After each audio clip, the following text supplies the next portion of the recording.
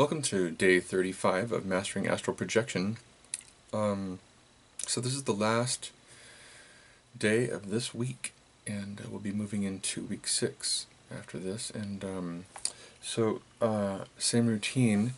The difference this time is that you're going to make up your own exercise of falling or sinking so that you can get into trance, or choose the one that worked best for you.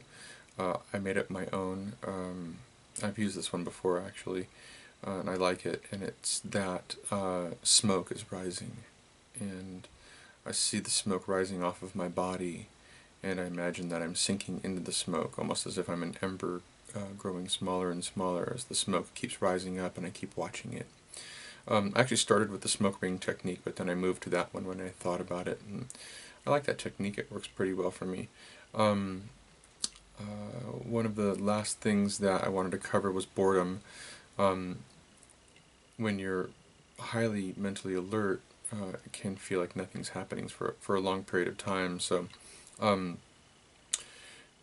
really, it's just a matter of practicing, and keeping the mind still and just being. Watching the breath can actually help with boredom. Watching the breath move in and out of the body. You can imagine that the breath is going all the way to the toes and then all the way back out. One of the things that Brian talks about this week is audial hallucinations, and they can be very distracting. And he was talking about an example of he had heard footsteps in a part of his house, and he knew that there was no way that somebody could be walking there. And he said, just make up any excuse of what that sound could be, even if he said, like, my neighbor's hammering, and even though the sound of neighboring hammering sounds nothing like footsteps, it actually is sufficient to get the mind to just move on. I've had a couple of auditory hallucinations. One was really interesting. It just happened a few days ago. Someone called my name, and I knew that there was nobody in the house. So they happen. I don't know what the explanation for them exactly is. And they haven't really talked about them in the book. This is the first time that anyone's brought them up. So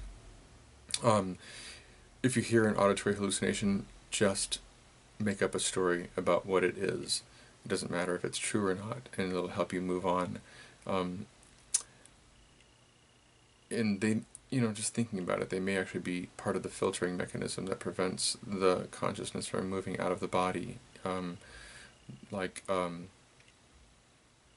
If you were in prison, there would be different techniques to get you to stay in prison, like barbed wire, armed guards, a cell with that only opens and closes on the whim of somebody who's controlling the lever somewhere.